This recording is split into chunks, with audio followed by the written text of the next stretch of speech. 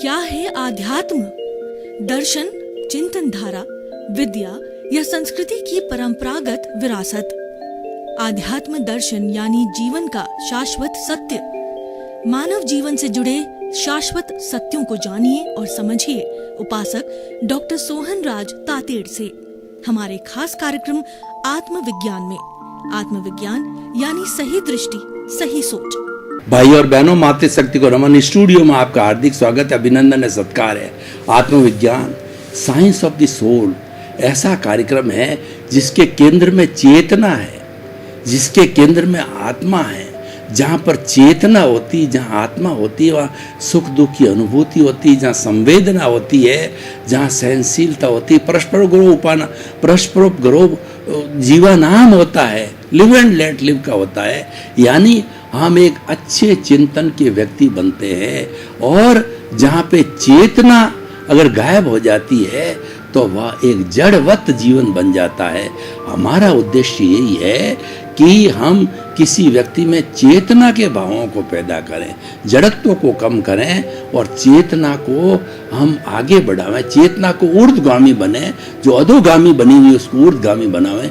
यही हमारा लक्ष्य है। और ये कार्य हम अलग अलग विचारधारा, अलग अलग चिंतन, अलग अलग एपिसोड, अलग अलग विषयों से करते हैं। तो आज हमारे सामने बहुत ही सुंदर विषय है, भारतीय संस्कृति का एक उदाहरण का विषय है, क्षमा वीरस्य भूषणम।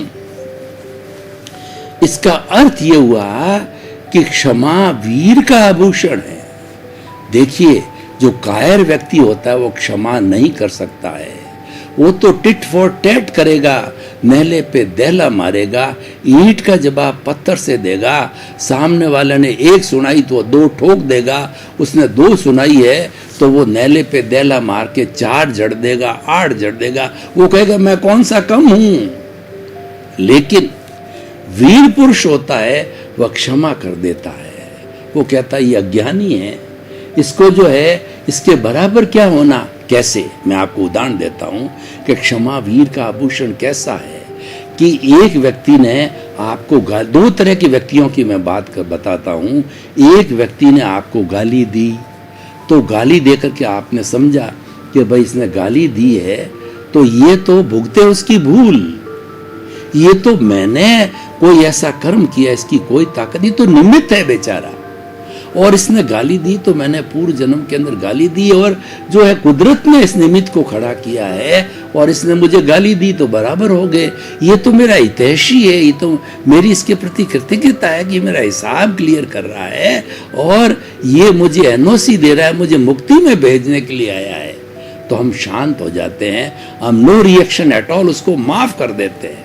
अब देखिए, दूसरे प्रकार जो अज्ञानी व्यक्ति है, जो जीवात्मा है, वो क्या करता है, अच्छा तुमने मुझे गाली दी, वो भयंकर गाली देता, माँ की बहन की गाली दे देता है, तो उसे 2, 4, 5 तरह की गाली वापस दे देता है। पहले वाले व्यक्ति ने तो गाली नहीं दी, गाली उसकी वापस चली गई। और दूसरे वाले व्यक्ति ने एक गाली के बदले 4 गाली दे दी, उसने 8 दे दी। तो उसके बाद में खिटपिट चालू हो गई, और खिटपिट चालू होते होते मामला इतना बढ़ गया कि दोनों हाथापाई पे आ गए और लोग इकट्ठे हो गए। पुलिस का मामला बढ़ गया और पुलिस ने वो मामला कोर्ट के अंदर खड़ा कर दिया। मारपीट हो गई, किसी के खून निकल गया और वह कोर्ट का केस लागू हो गया। और अब उसको बरसों बरसों तक जो है लड़ते रहते हैं। अटेम्प्ट टू मर्डर की बात या कुछ भी कहिए, धाराएं लगा करके होता रहता है। इसीलिए मैं एक दुआ हमेशा कहा करता हूं कि 3 बात से जीव को सदा राखिए दूर। 3 बातें कौन सी? कर्ज, बीमारी और मुकदमा, फिर खाओ भरपूर। आप 3 कोट का परहेज करो। सफेद कोट हमें जाना पड़ता है डॉक्टर के पास में, लेकिन आप prevention is better than cure. आप शुरू से ही परहेज रखो, क्योंकि प्रकृति ने हमको प्राकृतिक जीवन दी और गारंटी ली है, 100 वर्ष की गारंटी लेकर के भेजा। ह्यूमन सिस्टम देता है, ह्यूमन हमारे साथ में जो है हमें ह्यूमैनिटी देकर के भेजा है। उस सिस्टम को हम खराब कर देते, गलती हमारी है। तो इसीलिए जो है वह सारा जो है हमारा उसके अनुरूप होता है। तो हम बात कर रहे थे कि वह व्यक्ति जो है किस तरीके से वो गाली देकर के और मामला आगे से आगे बढ़ जाता है। तो हमें तो जो है हमारी ह्यूमैनिटी को हमें बढ़ाना है, हमारे को तो अच्छा इंसान बनना है, हमको क्षमा वीरस्य भूषणम के सिद्धांत पे चलना है। हमें हमेशा क्षमा के सिद्धांत पे चलना चाहिए। क्षमा करने वाला बड़ा होता है और वापस जो है जवाब देने वाला, ये कोई वीरता नहीं है, ये तो कायरता है। तो हमें वीर बनना चाहिए। तो भाई और बहनों, हम आपको बताना चाहते थे कि क्षमा वीरस्य भूषणम, अगर व्यक्ति इस सिद्धांत को अपने जीवन के अंदर लागू कर देता है तो उसको किसी भी तरह का कोई तकलीफ नहीं आती। इसके पीछे लॉजिक, इसके पीछे अवधारणा, इसके पीछे कंसेप्ट आपको समझना होती है कि हम क्षमा कर दें और क्यों करें। देखिए, इस पूरे संसार के अंदर 33 करोड़ देवी देवता समझो, कोई भी ऐसा पावरफुल नहीं है जो आपको कोई लाभ पहुंचा सके, आपको कोई हानि दे सके। जो कुछ होता है 100% आपके जो पूर्व जन्म के जो है भाव कर्म होते हैं, इस जन्म में द्रव्य कर्म के रूप में उदय में आते हैं, प्रारब्ध में आते हैं, उसके अनुरूप होता है। तो खाली कुदरत क्या करती है, कुदरत तो जो है संजोग जुटाती है, वो साइंटिफिक सर्कमस्टेंशियल एविडेंसेज है, वो करता है, व्यवस्थित शक्ति बोलते हैं उसको। द्रव्य क्षेत्र काल भाव है, वो काल स्वभाव कर्म पुरुषार्थ नियति है। और जिस समय पर जो है हमारे कोई कष्ट होना होता है, लाभ होना होता है, वो ला करके और उस निमित्त को खड़ा कर देती है। ये ड्यूटी जो है कुदरत की है, कुदरत की रचना और कुदरत के कानून के तहत ये सारा होता है। तो किसी की, ये तो ऑटोमेटिक होता है, किसी की ताकत नहीं है। तो फिर जो है हम उससे क्यों उलझे, क्योंकि उससे उलझने से हमको नुकसान क्या होगा। अब देखिए, किसी को क्षमा करने से क्या फायदा है और क्षमा न करके उसके बराबर होने से क्या नुकसान है, मैं आपको बताना चाहता हूँ।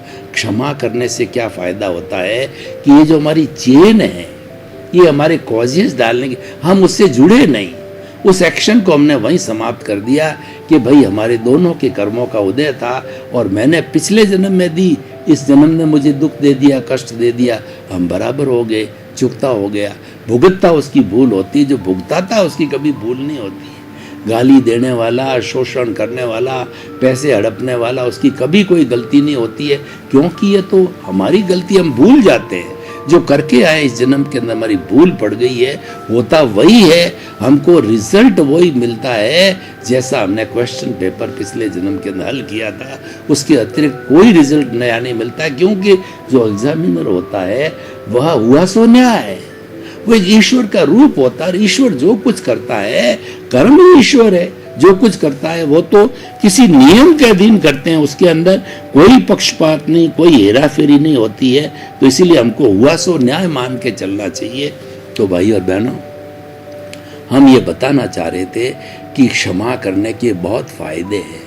क्षमा करने से हमारे नए कॉज नहीं पड़ते हैं, और नए कॉज नहीं पड़ते हैं तो नए कर्म बीज नहीं पड़ते हैं। तो आने वाले समय के अंदर हमारा नई कॉजल बॉडी नहीं बनेगी और हमको भव भवान्तर के अंदर नहीं भटकना पड़ेगा, और हमारे पूर्व जन्म के जो है बर्फ की शिला की तरह जो है जन्म अनंत अनुबंध समाप्त हो जाता है ज्ञान लेने के बाद में।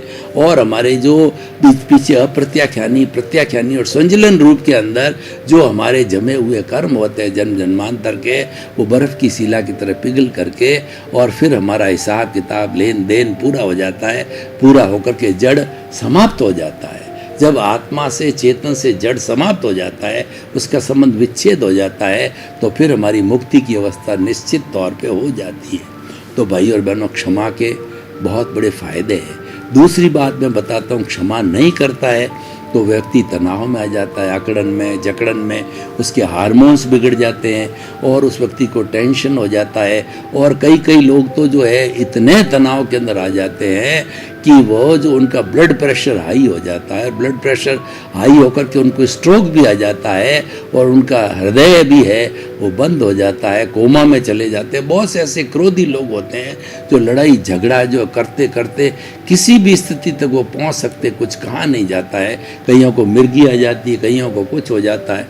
इतना वो भीतर क्रोध करते हैं और इतना आवेश से चार्ज हुए बात करते हैं, कुछ कहा नहीं जाता है। हम नॉर्मल अपने जगत में सब देख रहे हैं। तो भाई और बहनों, ये देखिए, क्षमा वीरस्य भूषणम में कुछ मैं आपको उदाहरण भगवान महावीर स्वामी के देना चाहता हूँ। ये सबसे बड़ा आइडियल उदाहरण जो हमारे भगवान हो चुके हैं।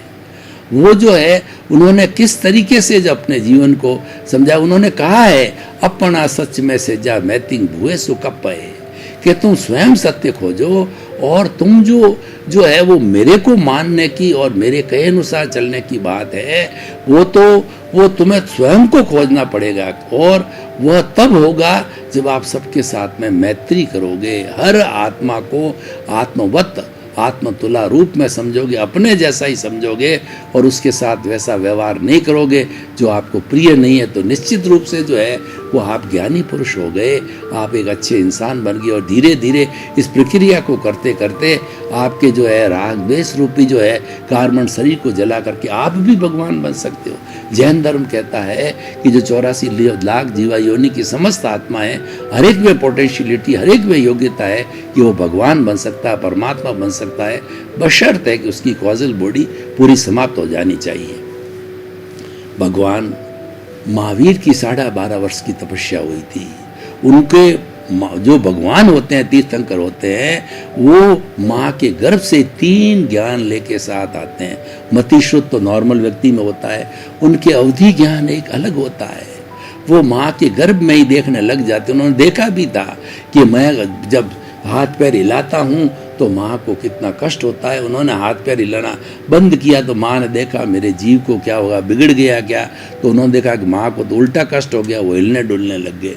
ये अवधि ज्ञान उनको माँ के गर्भ में ही था, लेके आते थे। और जब वो निश्चित रूप से जो तीर्थंकर बनने वाले होते हैं वो दीक्षा ग्रहण करते हैं। जब उन्होंने दीक्षा ग्रहण की तो 30 वर्ष की अवस्था के अंदर, तो दीक्षा ग्रहण करते ही जो है उनको मनोप्रव ज्ञान हो गया। मनोप्रव यानी दूसरे व्यक्ति के मस्तिष्क में क्या विचार चल रहे हैं, उन पुद्गलों को वो जानने लग जाता, विचारों को जानने लग जाता है। हमारा अवधि ज्ञान और मनोप्रव ज्ञान है, ये पौद्गलिक चीज़ों को पकड़ता है, लेकिन चेतन तत्व को पकड़ने वाला केवल ज्ञान होता है। तो वो धीरे धीरे साधना करके केवल ज्ञान की ओर भी बढ़ जाते हैं। तो भगवान महावीर की 12.5 वर्ष की साधना थी। वह साधना जो है प्राय मौन की साधना थी, तपस्या की साधना थी। और उन्होंने अपने जो है दीक्षा लेने के प्रथम दिन में ही अपने शरीर को वोसरे कह दिया था।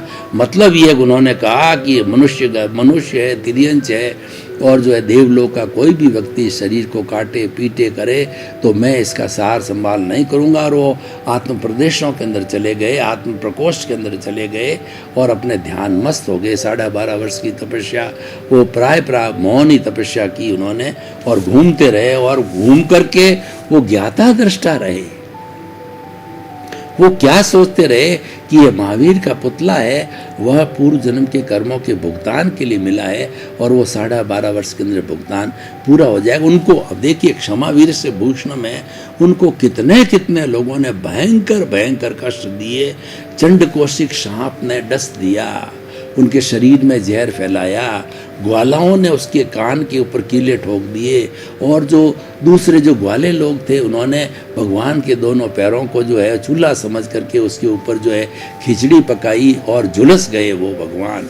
और उसके बाद संगम देवता ने एक ही रात में 20 मारणांतिक कष्ट दिए कि हाथी की सूंड से पटका और नाग बन करके और उनको डुबा दिया, और जो है नाग बन के उनको डुबाया और उनके माँ बाप को सामने खड़ा करके रूप बना करके और उनके सामने उनको प्रताड़ना देने लगे ताकि कि वो प्रभावित हो जाए, वो डिग जाए। इस तरीके से उन्होंने, और दूसरा क्या, सांपों का दंश कराया, और जो है वो डाकुओं उनको डाकुओं से पिटाया। मतलब बहुत से तरह के कष्ट दिए। लेकिन भगवान तो आत्म प्रकोष्ठों में थे, वो तो ज्ञाता दृष्टा भाव में थे।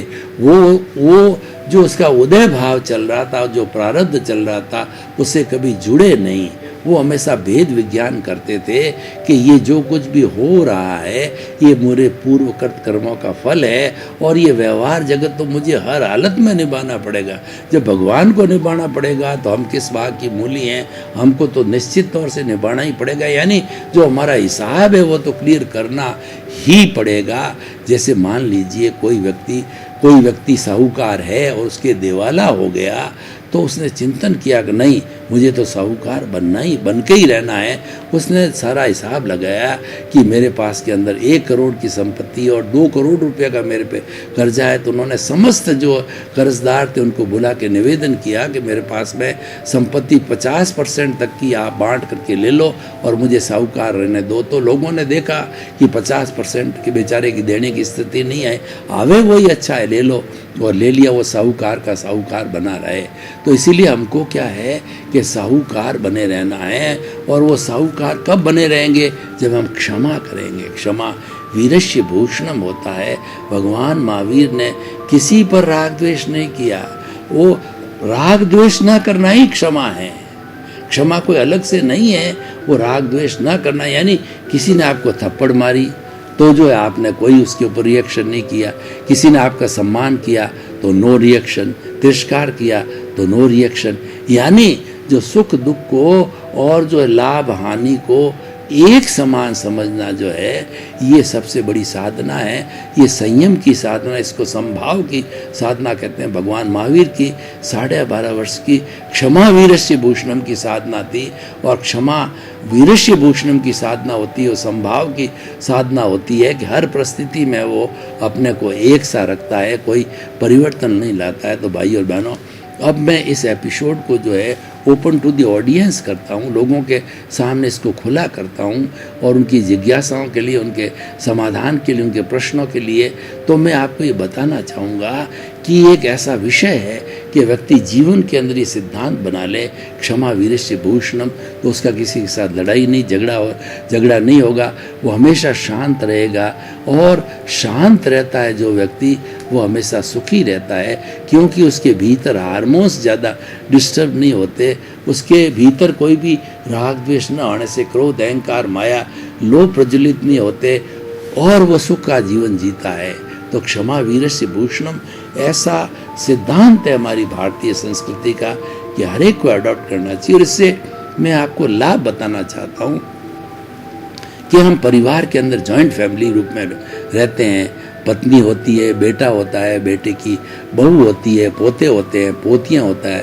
तो वो छोटे गलती करते रहते हैं, तो हम हर गलती पे उसको टोकते रहें और उसको 10 बातें सुनाते रहेंगे, तो वो क्या हो जाएगा, वो लोग जो है एकदम मायूस हो जाएंगे कि हमको हर वक्त दादाजी जो है फटकारते रहते हैं। तो आपकी इमेज भी खराब होगी और आपके प्रति आदर का भाव समाप्त हो जाएगा।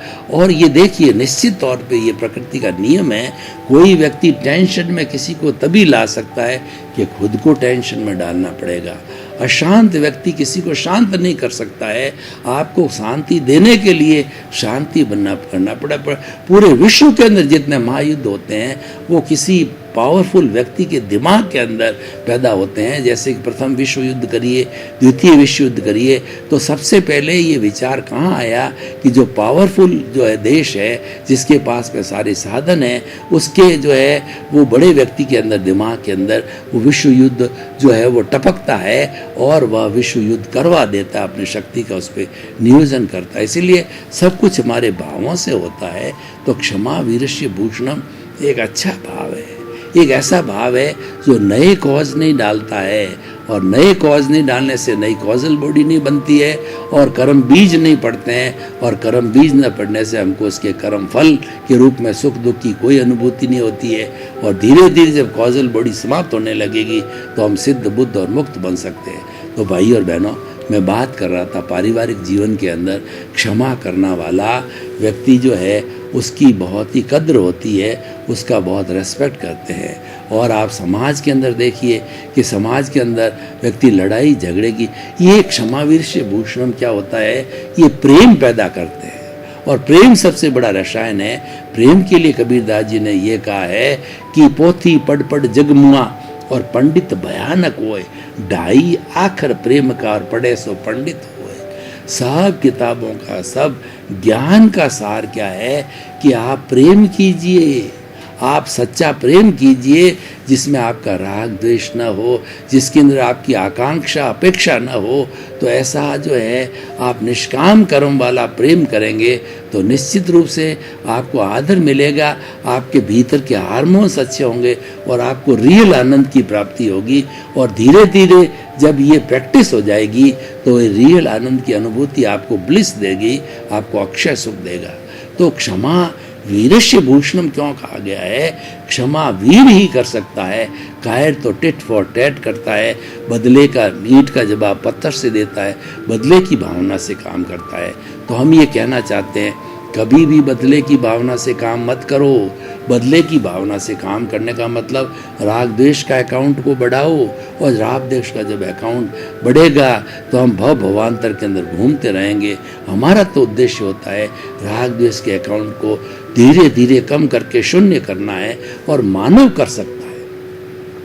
मानव अगर राग द्वेष के अकाउंट को समझे, पूरा इसका डेबिट क्रेडिट पुण्य पाप को समझे और समझ करके वह एक सिद्धांत बनावे, एक आइडियोलॉजी बनावे या एक आचार संहिता बनावे, तो वह लाइफ स्टाइल बनावे, तो धीरे धीरे उसको वो कम करके शून्य कर सकता है। तो भाई और बहनों, मैं अपने देश के अंदर 60-70 करोड़ युवा है, उन सब युवाओं को इस एपिसोड के माध्यम से आह्वान करना चाहता हूँ कि आप क्षमा वीरस्य भूषणम के फॉर्मूले पे चले। आप लोगों को क्षमा करना सीखो, क्षमा भाव लगाओ। क्षमा भाव के कोई रखने वाला किसके कोई दुश्मन होता ही नहीं है, उसके समस्त मित्र होते हैं और कोई उसका दुश्मन नहीं होता है। जब हमारा कोई दुश्मन नहीं होता, सोच लो हमको कितने आनंद की अनुभूति होगी। तो भाई और बहनों, आइए हम सभी क्षमा वीरस्य भूषणम के सिद्धांत को आत्मसात करें, हृदयंगम करें और करके अपने जीवन को सार्थक बनावें, क्योंकि ये एक ऐसा सिद्धांत है जो हमारा शुद्धिकरण करता है। क्षमा करने से हमारे भीतर सामायिक आलोचना, प्रतिक्रमण, प्रत्याख्यान जो है वो पैदा हो जाता है।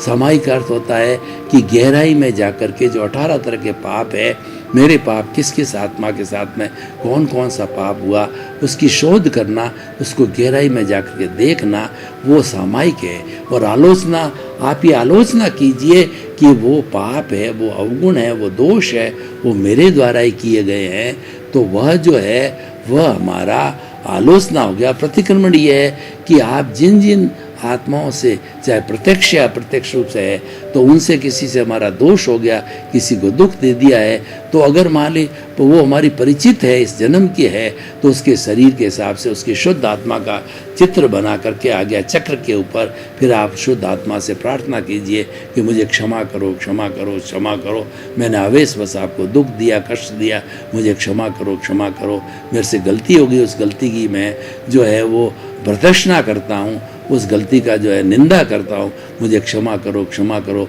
ये मेरे भीतर विराजमान प्रभु मुझे क्षमा करो, और ये फलाना की शुद्ध आत्मा मुझे क्षमा करो। ये प्रतिक्रमण कहलाता है। और प्रतिक्रमण करने के बाद में प्रत्याख्यान भी करना चाहिए। हमें जो है ये एक ऐसा आत्मविश्वास पैदा करना चाहिए, ऐसा संकल्प लेना चाहिए कि मेरे द्वारा किसी को दुख न हो, मैं किसी के दोष नहीं देखूं, मैं किसी का अभिप्राय और ओपिनियन नहीं दूं, मैं कर्ता भाव और मालिकी भाव से अलग रहूं। ऐसा संकल्प हम करने लग जाते हैं तो हमारा ऑटोमेटिकली जो है वो करते करते प्रत्याख्यान हो जाता है। किसी को दुख न देना, ये सबसे बड़ा प्रतिख्यान है, सबसे बड़ा त्याग है। हम कई तरह के त्याग करते हैं, भूखे रहते हैं, वो जो है वो हम एकांतर करते हैं, और हम उसके बाद में उपवास करते हैं और 6 माह तक इस तपस्या करते हैं। करना अच्छी बात है, पर हर एक के लिए संभव नहीं है। तो सरल से सरल ये काम बताता हूँ कि आप जो है क्षमा करते रहो लोगों को। जो भी घटना घटित होती है उसमें अपने राग द्वेष मत जोड़ो, आवेश मत जोड़ो, और क्षमा करते रहोगे तो आप शुद्ध होते जाओगे। क्षमा करना एक प्रतिक्रमण है। जब हमारा अतिक्रमण हो जाता है तो उसका प्रतिक्रमण है वो क्षमा करना होता है, और जब हम क्षमा करते हैं, प्रतिक्रमण हो जाता तो शुद्ध हो जाते हैं, हमारा लेन देन अकाउंट है वो क्लियर हो जाता है। भाई और बहनों, आपका बहुत बहुत धन्यवाद। आप हमारा आत्मविज्ञान कार्यक्रम बराबर देख रहे हो, आप आत्मविज्ञान कार्यक्रम की आत्मा हो, आप इसको देखते रहिए, क्योंकि आत्मविज्ञान कार्यक्रम में जीवन निर्माण के सूत्र मिलेंगे आपको, ऐसी दोहे, ऐसी कहानियाँ और जो आपको इस तरीके के जो है उदाहरण मिलेंगे कि जिससे आपका जीवन का रूपांतरण होगा, आपको दृष्टि विज्ञान मिलेंगे, आपको नया जीवन जीने की एक दिशा मिलेगी। इसी क्रम में आपका जीवन आनंदमय हो, मंगलमय हो। आपके प्रति बहुत बहुत शुभ। क्या है आध्यात्म? दर्शन, चिंतन धारा, विद्या या संस्कृति की परंपरागत विरासत। आध्यात्म दर्शन यानी जीवन का शाश्वत सत्य। मानव जीवन से जुड़े शाश्वत सत्यों को जानिए और समझिए उपासक डॉक्टर सोहन राज तातेड़ से हमारे खास कार्यक्रम आत्मविज्ञान में। आत्मविज्ञान यानी सही दृष्टि, सही सोच।